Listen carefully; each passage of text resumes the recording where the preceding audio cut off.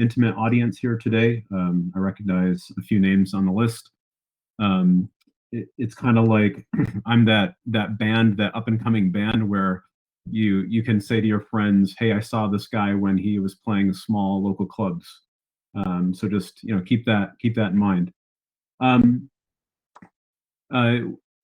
of this is going to be a version, a little bit of a mutated version of a talk. Talks that I gave over the last year or so, and sort of give a future gazing, put out a couple of future gazing questions for folks to think about and maybe to discuss. And it looks like we're having some people join in, so happy to have people join in. So a lot of the conversations and thought processes that I had over 2020 were dealing with the economics of security in healthcare, and it's a really interesting problem space because I was sitting, sitting here going, why is it hard for healthcare to do cybersecurity? So naturally you sort of drift to economics, and we'll talk about that a lot today. We'll talk about the changes that I see on the horizon for CDRH, Center for Devices and Radiological Health, and why I think those are so. And then the sort of open question for 2021 for me is that at some point we're going to have to start talking about what is adequate security sort of design, implementation, and maintenance. What does that entire picture look like? I think the regulators are going to be looking for it increasingly from medical device manufacturers. So we better start getting an idea of what that means. So that leads directly to the title of my talk: The Bar is Missing, Achieving a Steady State in Medical Device Cybersecurity. My kids refer to me as being a little famous, which I think is a very strange concept. But if you're not familiar with me, I spent 8 years at the FDA. Had a very strange career arc. Started as a chemist working in bacterial antibiotics research.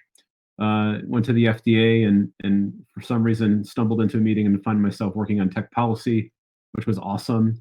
And I guess I did well enough at that. Had a lot of fun and met a lot of folks along the way. I recently joined MedCrypt, which is a tech security startup who recently acquired MedISO, under which this webinar is being given. One of the things that I started thinking about as I departed the FDA was, so what's going on for cybersecurity? What's going on with the agency? And sort of this really reflective pause on all things Center for Devices. And I started thinking about, I worked a lot on this post-market management of cybersecurity medical devices and sort of those guidances of all vintages for cybersecurity. What was this about? And when I was going through it, I remember feeling that cybersecurity was sort of the issue, right? That it was cybersecurity is difficult, but that trying to make policy is a lot about trying to, sort of interpret regulations. What do we need? What's state of the art? What satisfies and upholds our call, FDA's call being to promote and protect the public health? What satisfies this, given this very technical and deep discipline regime? How do we fit this into regulations that are essentially written in 1978, 1976? A very difficult question. So I said, okay, well, maybe it wasn't cybersecurity, maybe it was our regulatory model. Indeed, I think that you start to see the cracks appear as you sort of link all these documents coming out of the Center for Devices. You've got pre-certification program, which was coming out of the digital health group, basically saying, how can we re-envision software regulation for medical devices? It doesn't sound like neither the industry nor the center are satisfied with how technology, but particularly software in its increasing role, is regulated. Another document that recently came out, our regulatory framework for machine learning and AI. Why, if a regulatory model was fit for purpose, why would CDRH feel like they need to come out with a document like this? Well, maybe it's because it's a challenging area, and indeed it is. But I have this feeling like if our regulatory model worked, that it wouldn't be necessary. And finally, just here in the tail end of last year, the FDA launches the Digital Health Center of Excellence, and Jeff Shuren's on record. So Jeff Shuren, being the director of CDRH, said, you know, it's the future of CDRH, and it's really interesting. I mean, that's really a profound statement, right? It's like, forget everything. You know, I'm paraphrasing here, and I'm maybe putting words in Jeff's mouth, but he's saying, you know, forget all this other stuff. This is the future, right? And I started to think about that. I'm maybe a little slow to the table, I guess. I was like, well, I was there, right? I talked with Jeff, right? Like, what did he mean by that? And I found this little article talking about MEDUFA 5, which is a legal negotiation that funds the center that's happening now and gets kicked off. I think 2022, I think, is when it would come into play.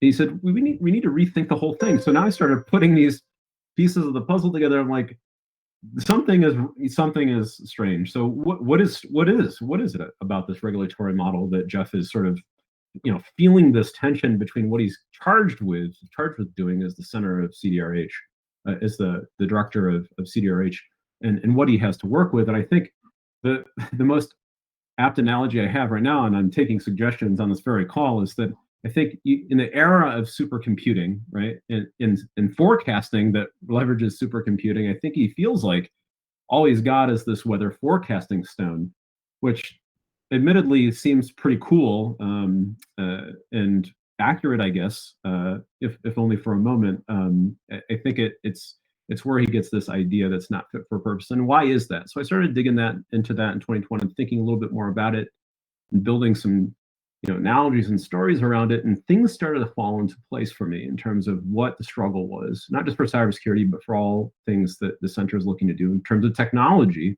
The idea is that medical devices have a drug problem. The regulatory model was actually adopted nearly wholly from good manufacturing practices, which is really coming from the Center for Drugs.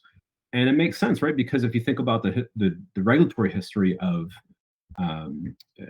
devices, right? They weren't a thing until 1976 when you have the amendment to the Food, Drug, and Cosmetic Act. In fact, medical devices aren't even in that Food, Drug, and Cosmetic Act title, right? So it was sort of an afterthought as technology started to grow in 1976. Congress recognized it was a problem, amended the act to include medical devices, and sort of said, oh, well, how do we sort of regulate? What's that regulatory model that we can use? And they looked towards drugs and said, okay, well, this is where we're going to start. And the problem is, and I'll go through this slide ad nauseum. I could talk forever about the slide, but I'll try to keep it concise. Is that there's a few really critical breakdowns, and we're talking about the manufacturer, the regulatory, not only the sort of manufacturer of a white pill that people take every day, but the idea of sort of a static, deterministic build process where you construct a drug. And I worked in sort of this space in graduate school. You can create a lot of certainty, reduce risk, and generate the critical data, or the critical answer critical questions around safety and effectiveness. And that is, and as a policy writer, I look fondly on the bar of safety and effectiveness because it's so well done. Is that how do you create assurance, reasonable assurance of safety and effectiveness, which is indeed the bar for marketing. So in a pill model, when you have a static and deterministic system, you can reduce risk, reduce uncertainty, develop a risk model and say, how much risk are we exposing people to? How much benefit do we have by putting this thing on the market? And then you set it and forget it. You can put it out in the market and have some sort of dated, maybe a bit antiquated, not fit for purpose monitoring mechanisms to make sure that your presumptions in the build process hold true in the use process. The problem is that as soon as you start moving to technology, as soon as you start breaking out of the barriers, the four walls of any technological box, computing, software, AI, machine learning, dynamic systems, updated systems, things that are constantly changing, things that are not, I'll broadly say non-deterministic, where the states of the machine are not all states of the machine are not completely verifiable. You cannot reduce uncertainty in a computing system the way that you can in a manufactured pill. And that right there is part of the problem, only exacerbated by what I'm going to talk about next. And that is, so then we have this build process that's not fit for purpose. We have a lot of areas of uncertainty. We still regulate them under the pill model, which actually creates some problems in the use environment, because what it says is, hey, we expect to reduce risk to a reasonable level. The benefits outweigh the risks. It will always be the case because a pill doesn't change when it's on the market.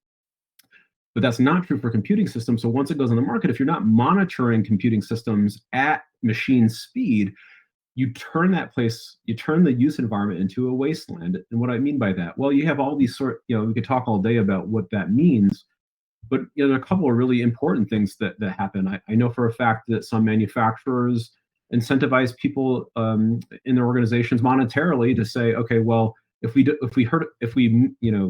meet a certain threshold or keep our calls below a certain threshold every year, you get a bonus, right? Well, that right there makes sense when you're talking about a deterministic pill system. It doesn't make sense when you expect a computing device to change, whether it's getting a routine software update to fix bugs, software update to increase features, software update to fix a security patch. It's just expected. And that right there is one of the primary tensions as a policy writer that I felt in dealing with the post-market guidance was you really struggle against that, right? That the system, how you address risk, how you assess it, and how you monitor for it, your presumptions and assumptions in the build process in the use environment are completely broken down. So we borrowed it from drugs. There are many problems that are created because of it. We could talk all day about what those are, but really, in the end, the model's not fit for purpose. So I understand completely what Jeff Shurn's talking about when he says, hey, like, we need to rethink the whole thing. I felt it as a cybersecurity tech policy guy. I feel it today after having left the center. Obviously, they're feeling it too, having announced the Digital Health Center of Excellence, trying to re-envision what that regulatory model looks like. So it'd be interesting to see what the center comes up with. I will stress that as the general public, in this space, we also have a say. There's a lot of public comments that are coming out, or opportunities for public comment coming out, so we should definitely contribute to that.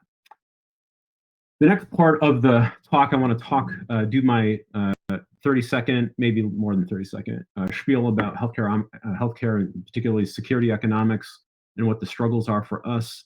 By first comparing us to other verticals that we get compared to.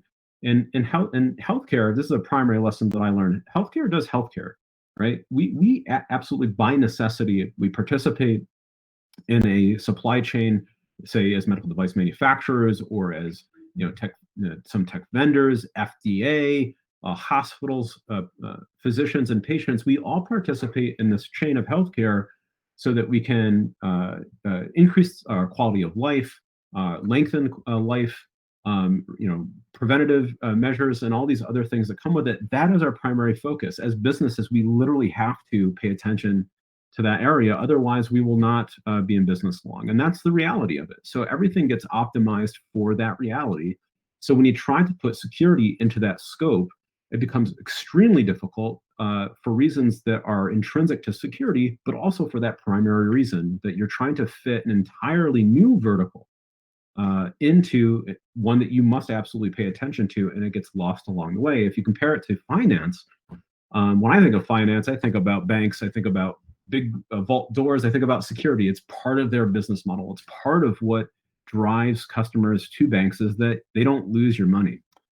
So the same can't be said for healthcare. You go to healthcare or participate in healthcare because maybe you're an immediate need, but also a long-term need for healthcare.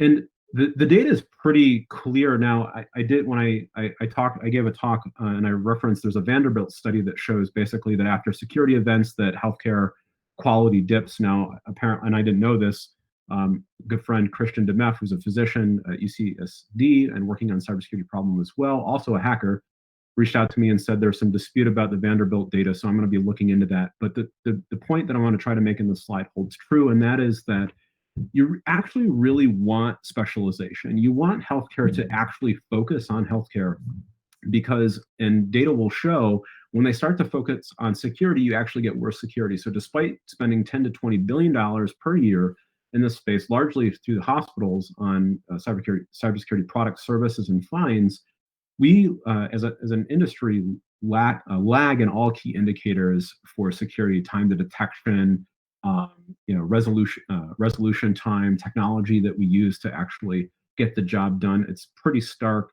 And the Vanderbilt study, which again I'm trying to process and we'll look more deeply into it, basically said, and by the way, once people had a ransomware event, that key quality indicators for care actually dropped as well. Now, again, I'll have to parse that data again, but the idea of specialization isn't something that I made up. It's a key economic fact, right? The specialization allows us to deliver higher quality products, low cost, and that kind of thing. So you really want healthcare to focus on healthcare. You only have to look to what's going on in the world right now with COVID-19. You don't want Pfizer and Moderna and J&J and the folks that are working on vaccines and distribution to have to worry about security attacks. And true to form, adversaries like to take advantage and never let a good crisis go to waste. We've seen an uptick in attacks during this time. Anyway, that's the wrong time for the people that are focusing on healthcare having to devote or put resources on a security problem. And it's really interesting to think about security in terms of security debt. And when I started thinking about this idea of, is a business or an organization, I have to think about what I'm doing with security debt for products that I make, especially say medical device manufacturers. I drew this analogy to pollution. It's really a tragedy of the commons, right? Because we're in healthcare, we can't focus on security. We end up passing security debt down the supply chain. It's very analogous to PCBs or polychlorobiphenyls in the Hudson River. You have manufacturers, and I forget the era of this, probably the 40s, 50s, 60s, and 70s, that time frame, that are making electrical components that are going into presumably consumer electronic devices, maybe industrial processes. But you have these byproducts of manufacture. We were less enlightened at the time, dumping them in the river. And the TVs are sold, not necessarily, and consumers don't necessarily buy them because I've vetted all the manufacturers or even the subcontracting manufacturers and said, well, they have a very good record with pollution. We do try to do that. It's just very hard when you're in the market for the TV. That information may not be readily accessible, and we call that information asymmetry. So this is actually a really well-established economic concept called tragedy of the commons, right? Where a manufacturer doesn't have the market doesn't correct for or incentivize a manufacturer to reduce pollution. And one of the ways that we handle societally a tragedy of the commons is actually in our regulations. So if you look to the EPA, probably in the Hudson River pollution sense, or in the healthcare sense, we have a couple of regulators in the space, but I'll talk about principally the FDA. Before we go into that, I'm going to pause for a second. I'm going to say a couple of things. One, I sort of presented this landscape of issues, and now we're going to move into sort of postulating solutions, right? And there's a couple of ways that we can go about this. One idea here is bringing back that idea that 10 to 20 billion dollars is spent in healthcare on security. We can't optimize for, we can't get rid of our duty for healthcare. So is it that we need to spend more money to increase to get to a point where we're financed? Is that even possible? And then how much money it is? So I started asking these questions, like really heady philosophical ones, but things that really need to be answered to make any movement in the space.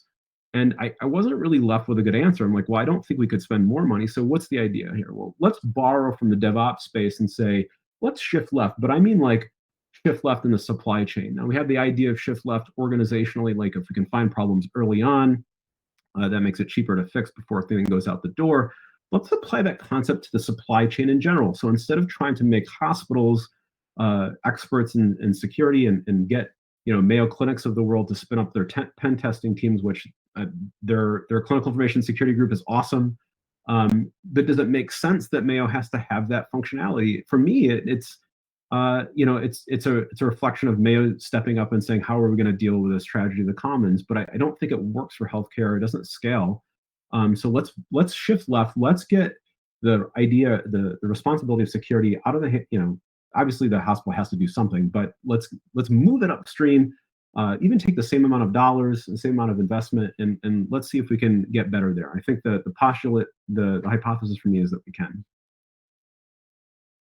So in terms of shift left, what part does the regulator play? Well, I just happened to have worked at FDA, one of the principal regulators in this space for 8 years, and I'll tell you how we try to go about it. Now, I didn't know at the time that we were shifting left, but that's in essence what we were doing, right? We were trying to say, hey, what is the responsibility of the manufacturers in this space? And I talked about a broken model in the very beginning, and really what the essence of what we're trying to do is shoehorn. I don't know if anybody's actually used a shoehorn, but I'm going with that analogy. How do we fit in to the antiquated model that we have? How do we fit in this dynamic entity that we know as cybersecurity? It's constant. Speaking of not being static and not being deterministic, oh my God, cybersecurity is so complex in this regard.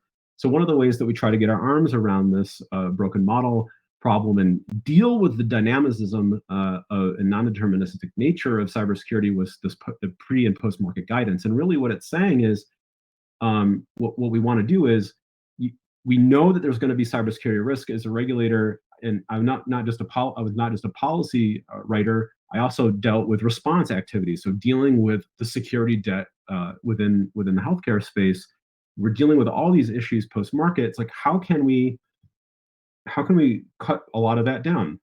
Well, there's certain things that we can do. Can we reduce the risk in the build process or get a better approximation of the use environment during the build process and say, what are the things that we absolutely need from a design perspective, pre-market, such that when we get to the post-market, it's not a hair on fire exercise every single time. And that's really what we tried to do here with these two documents. One of the really key learnings that I had, actually, it was a question that was pervasive the entire time that I was with the agency, was the idea that what is the relationship of security to safety? If we look at the post-market guidance, which is really a snapshot in time of thought process, that the policy in that document was really solidified in 2015. Although it came out publicly in draft and then final in 2016, at the time, the relationship from my perspective and from our observational perspective as the regulator was that sometimes security was a safety issue and other times it was not. And you see that, split, cleave within that policy document. But as time went on, I came to understand it was a much more complex relationship to that. But I think, and I left the agency sort of imparted this to folks that are now there today, that actually without security, we have no reasonable assurance of safety and efficacy, which is a very profound statement because I already mentioned that that's our bar. Reasonable assurance of safety and effectiveness is a bar for marketing. So how do we, what do I mean by that? Do I mean that absolutely if you have no security, there's no safety and effectiveness? No, that would be an absolutism, right? I'm not trying to say that. I'm trying to qualify it a bit. Right, that we don't have the assurance that will always be the case or is true today, right? And that is the dynamic relationship of safety and security, is that we just don't know what the adversary will do. We can't predict their behavior. So we have to get these things instantiated in design time such that it gives us some assurance. And security indeed does have the concept of assurance, not 100% safety, efficacy, and security, but some assurance that it will remain integral, authentic, confidential, and all these properties, security properties that look to under duress from the adversary. We would add in that it will continue to be safe and effective as well. And really, the point here is that, and I talked about this in broken models, like we cannot achieve reasonable assurance when we have uncertainty. And when I came to understand that without security, what we really have is uncertain, right? We don't know, we can't predict the intentions or the actions of the adversary, nor should we. Therefore, if we have uncertainty, we can't get to this idea of benefit risk. But if we can't get to the idea that the benefits outweigh the risk, and what that dynamic of that relationship is, not only just the ratio, but how it changes over time, then we can't get to that bar for marketing, which is a really important statement. So what does that do? Well, it lays the responsibility of security at the feet of the manufacturer, and it and because the manufacturer is participating in the healthcare economic vertical, it doesn't just because it's the idea of creating a medical device that is authentic and remains authentic and integral so that it remains safe and effective. That doesn't make it an easy job for the manufacturer because they are also participating in this healthcare supply chain. So that transition is really what I had a front row seat to at the FDA, and starting to think about ways to make that easier. So how can that happen? How can we shift left, continue to shift left, and battle, and it is a battle, the realities of getting security into medical devices. I already mentioned fact two, and I kind of hammered on that enough. But what's further complicating about this equation is that if fact two is true, clinical features also rule, which I established in the economics portion. And the other complicating fact is that security is either correct or it's not. And it's really, I had so many analogies when I gave talks when I was at FDA, but the idea that security is not kind, it doesn't, you cannot apply a traditional engineering mindset, right? It's a completely different mindset, it's a different skill set. And security is not kind to mistakes. Mistakes can completely essentially make useless the things that you're trying to do. So it's really important to get right. It's easy to get wrong. Furthermore, as if there weren't enough complications, medical device manufacturers are a business, right? They're in this clinical vertical. They're trying to deliver, a physical product to healthcare to do something, extraordinary. And they still have a business constraint, right? They still have business constraints. Pick your constraints. I'll go with time, cost, and quality and talk about those. But how do you work within those constraints, the very real business constraints, satisfy customers with the clinical features, but also get the security? And it's very difficult. So here's what we know. Manufacturers, they have essentially three flavors or three paths that they can take. You can either pass security debt to your customers, you can build in features, or you can buy features. And certainly there can be a combination of the two. And that's sort of the idea of what's adequacy. How are we going to choose? What are we going to choose? What's going to go down those routes, and what are the proportions? What we do know is that security debt is actually expensive. Now, you may have not paid for security up front, but the idea that it comes due after it's on the market and it comes due with interest is something that that makes sense given the prices that we've seen. So just flat out, I don't think it's published anywhere, but a number of anecdotes, which has been enough to say why is this so consistent in terms of $20 million per incident? But when security incidences happen, from all flavors, from all sources, when a change has to be made, so in code or some security feature has to be added, roughly about $20 million per incident. Now, you might say, well, we had one and it only cost us $500,000, but it wasn't zero, and that's kind of the point. So if you think about, well, what is an incident, without going into a philosophical argument, but to go into a philosophical argument, well, how many vulnerabilities? This is kind of in the quality space. How many vulnerabilities are in your device? Well, or how many bugs, right? And how many bugs are vulnerabilities, and how can those be leveraged to impact your device? Those are all potential incidences. And so the numbers kind of add up quickly. Even if it's 500,000, you've got 100 bugs in your system, and 10 of those are security issues. You've got a portfolio of X number of devices.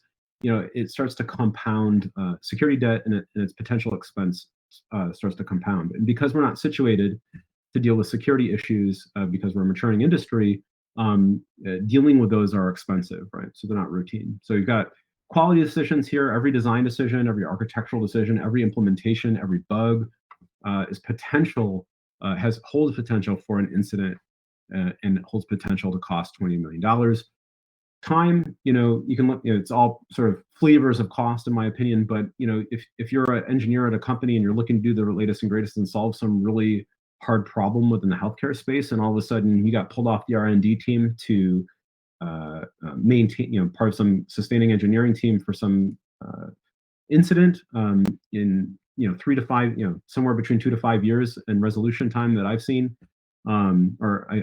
upwards of 2 years, I guess, that you're supporting. You have FTE support that's working on expending resources for things that are already sold, which does not fit the model that we're in. Remember that we're on our regulatory model, sales model necessarily are on drugs. We don't want to support things that are already sold.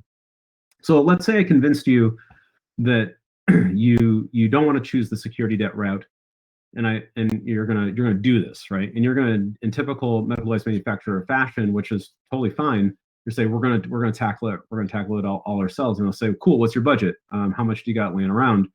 So, if I'm just looking at a cost, just for security and engineering or architecture alone, to get the technical controls, roughly 5 to 10 high-level controls that I think constitute a baseline for security, and I'll go into the cost in a second, somewhere between $10 to $14 million per feature.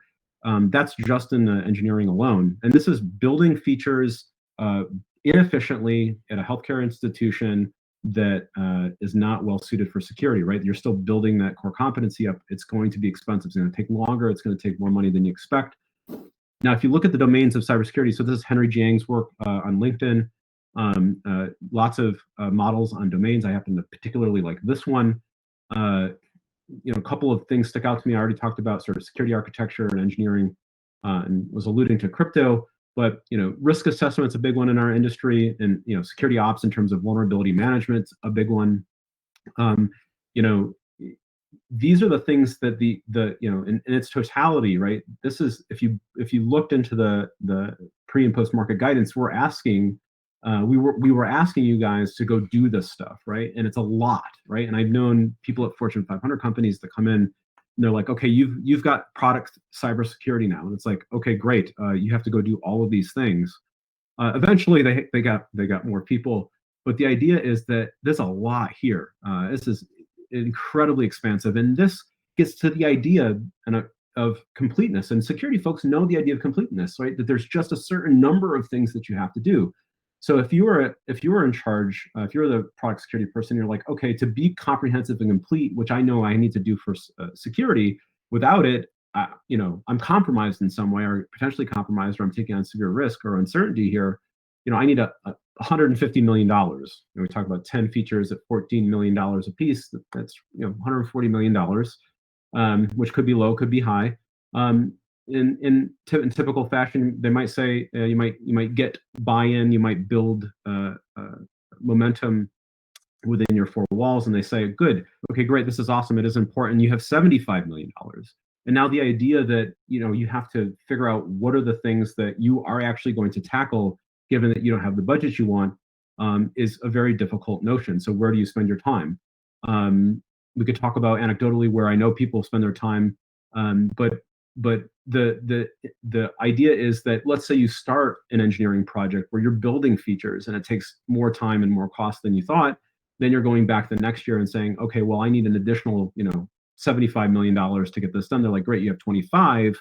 It leaves you as a responsible person for security in a very awkward position. And I can tell you from personal experience that friends and colleagues, folks that I've met, have had to deal with this exact problem in their career, and we have numerous stories of failed security projects for this exact reason. So certainly there are companies out there that can that for one reason or another may fund these domains adequately and into a reasonable standard or reasonable assurance standard, but it's very difficult to do and very difficult to maintain. So the idea, it actually brings to the forefront, like, what is the idea? So what are we trying to do? Well, as product security people, we're trying to build devices that actually meet some standard for security. What's the principal document that we're working with? Now, there are lots of documents that we could go to, but as FDA regulated medical device manufacturers, they're going to key in on this content. Pre-market submissions for management of cybersecurity and medical devices came out in 2018 as draft. The agency is going to be releasing it as draft. I don't know what people are calling it, draft squared or draft. It's coming back out in draft, and this year. It was really interesting. I had this conversation with Adam Shostak, who's pictured here, and he's a fan of Star Wars and makes a lot of analogies, hence the picture. But he had this brilliant observation. He was kind enough to provide feedback during the comment period on this document, and said, "Well, you know what you got here? You've got a threat model." And I was like, "This," and I sat there like kind of stunned. It's like, "Oh, this is this is a threat model. It's an implicit threat model. It doesn't say it." It kind of does, and it has some risk tiers, but it basically, Suzanne Schwartz has come out and said, hey, we're getting rid of the tiers. There's no a priori threat model anymore. So manufacturers are going to have to go through and say, what is our threat model? And then what to what degree are we applying controls that are prescribed in here against our threat model, right? So if you're making a thermometer that maybe gets sold in CVS, and I always want to say CVSS because of the common vulnerability scoring system, but I mean CVS, the pharmacy. Like how much is enough? What is adequacy, right? If I'm making that, or if I'm making a linear accelerator, or I'm making a pacemaker, or I'm making an insulin or an infusion pump, like what applies? So I can tell you that the controls to meet this implicit threat model, the prescribed controls, are going to have to be there. So at a high level, like manufacturers are going to have to say what their authentication level is, right? So what are they doing for authentication? You're going to be hard pressed to say we're not doing any authentication. It's going to take an extraordinary amount of evidence to say that, right? And this goes down the list. So authentication, authorization, which are features sort of cryptographically driven. Data confidentiality as it pertains to sort of secrets that you don't want spilled out, like are you using keys, sharing keys, pre-sharing keys, and I'm not a crypto expert, but would one compromise of a device, basically compromise all, or the back end that you're using if that's hacked? Like what are the impacts, ramifications, fleet wide?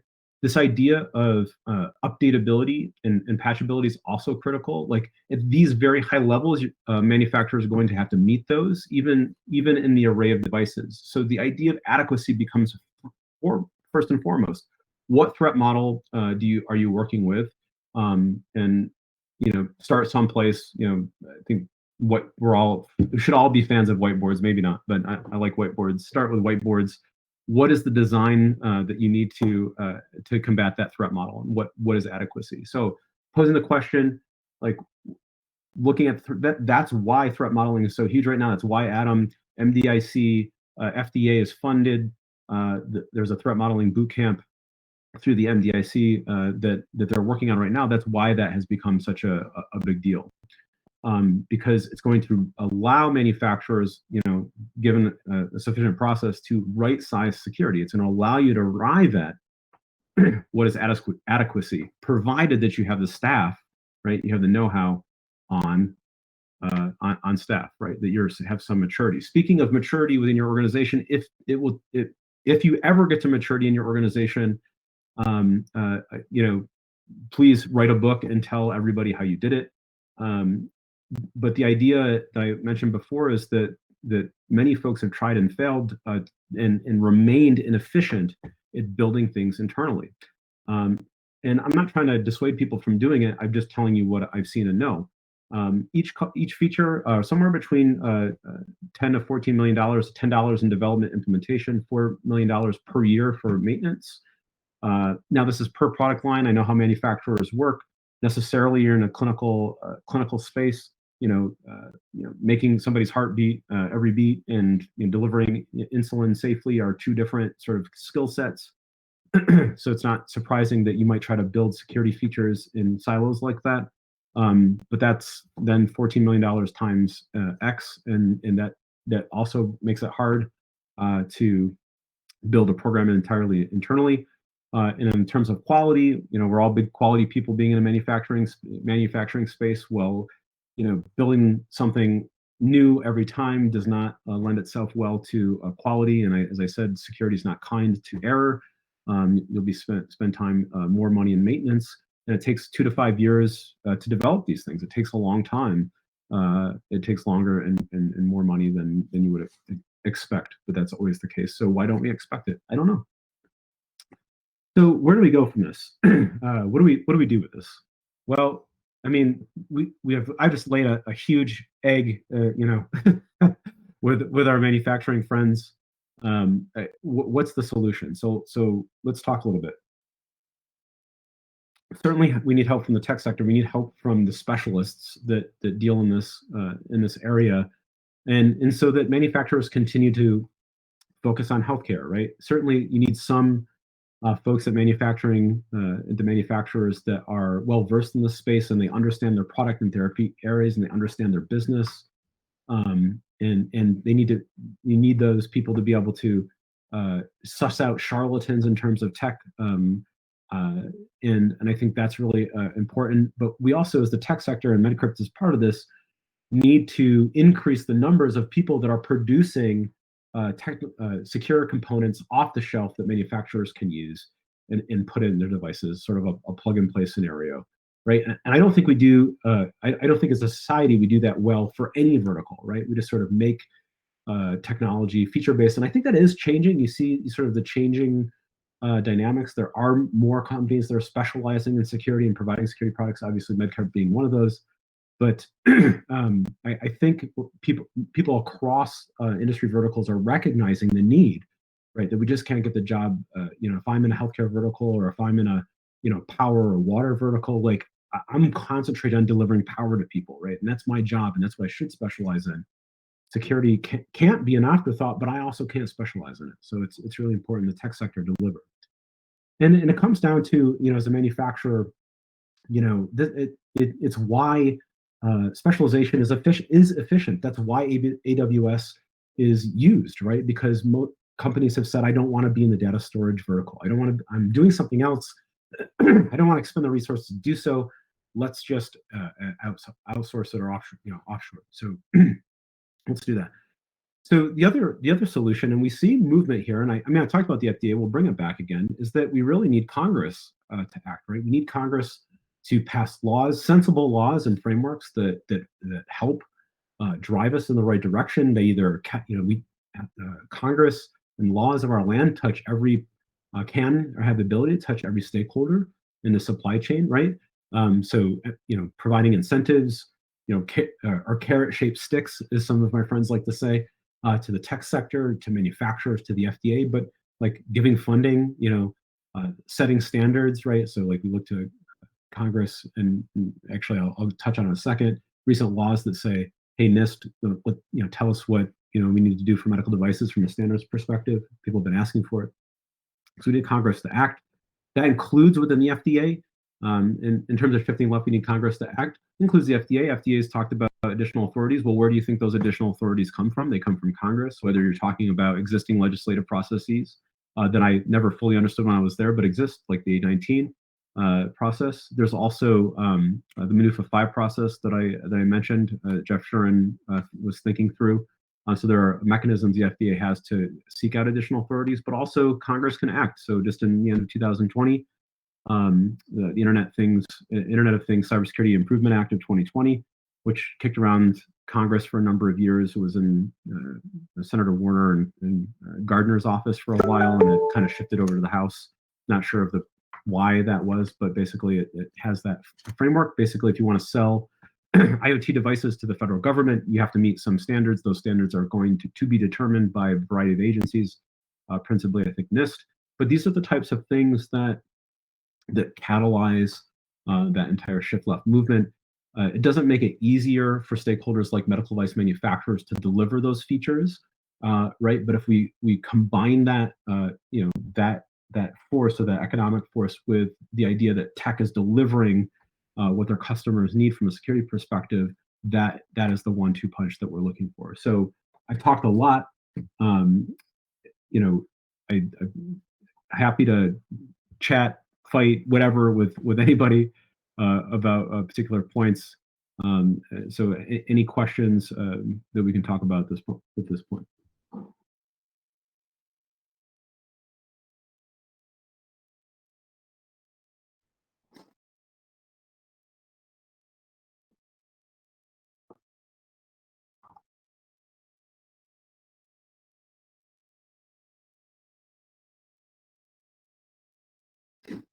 I assumed that I was a kind of like the radio in the background.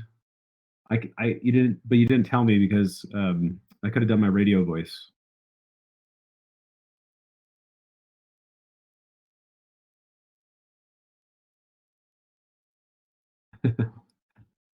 Yeah. Uh, Dan, I think you have to pump your question into the Q&A box. Is that correct, Kate? No, if you want to ask a question, and you use the raise your hand function, I can unmute you and you can ask it. Yeah, why don't we unmute Dan there? All right. Yeah, I see a question here from Chris Gates. Yeah, I've had the privilege, working with MedCrypt to do this sort of, future gazing, but also future gazing in the context of what has happened in the past. I think it's, I've never been such a fan of history until, there's a specific application, and this has been super informative for me.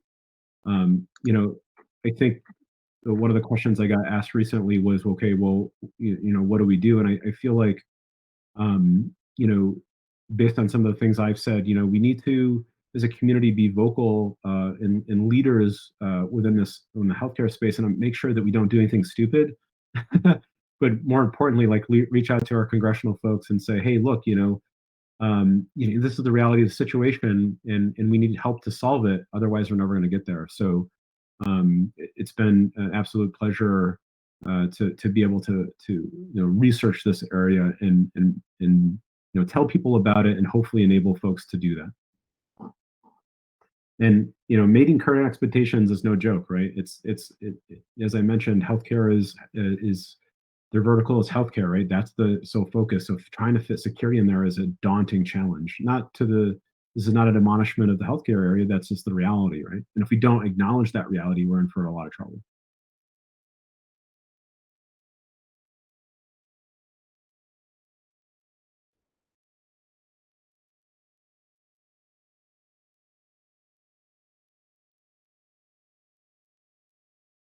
Yeah. So, Chris, good question. What's the opinion of using market force to drive manufacturers into being secure? How can they do this? How can we set the HDO security bar higher? Yeah. I think the most concise statement that I can make is that it's it's got to be easy. It's sort of like a frictionless process, right? The idea that it's sort of paradoxical, right? Is healthcare participants, we have to continue to participate in this economic vertical. We also have to fit security in, which is sort of a paradox, right? It's just it doesn't make sense. So what are the ways that we can do that, right? Well, one is it has to be easy. It cannot add significant friction to our business process. And if it does, then we need help from folks. We need help from folks like FDA and Congress. But the idea that if we're working in the tech sector, that we can make it stupid easy to implement security, which I don't think it is yet, but we're MedCrypt is doing that. I know there are other vendors out there that are trying to do that. There's this talk that Moxie Marlinspike, he's a creator of the Whisper protocol, which is used in Signal, and I think it was used in WhatsApp. I'm not a crypto expert, but it's a very interesting protocol. But he had this talk at DEF CON a couple of years ago, and he's basically like saying the same thing. He's really smart people do security. They specialize in it, and they don't understand that normal people, like even me, like I'm trying to get my arms around it, right? But it's hard for people who don't specialize in it. And he's like, well, let's just go to like how you have to do PGP, right? And he's going through the steps on screen. I'm just sitting there going, yep, totally, right? You got to go, I think you pick the algorithm or something. Like it's just, you go through settings that most people don't understand. So if you don't make it easy for your user, like it doesn't matter what you've built, right? You can't get it there. So making security easier, which is something I don't think we've done a great job of, and you see the movement, right? That's the whole philosophy of MedCrypt, like, let's make it easy, right? So it's changing, but it's certainly making it easy is absolutely one of the paths. I mentioned, where there is friction, right? It can't cost zero, right? Specialization can't cost zero; it has to cost something, right? So that's where market forces are really critical, right? So, FDA is doing their part. Congress is, doing their part. CMS probably has more of a role to play. We see HDO organizations like Mayo Clinic, but others trying to leverage their procurement power or purchasing power. Those are things that are also helpful. And I think this gets to your point, Chris, about setting the bar higher, and that is that if I don't think we can set the bar higher at the HDO level if we can't supply them with fundamentally secure technology, right? So part of getting the bar higher is not letting them secure somebody else's stuff where they have the least amount of power and resources to do so, and shifting it left to those who do.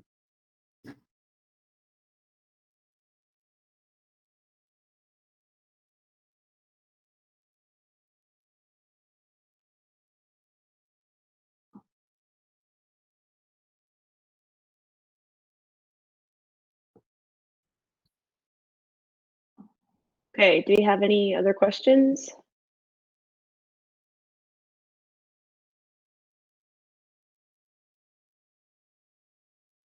Okay, great. Then we will end here.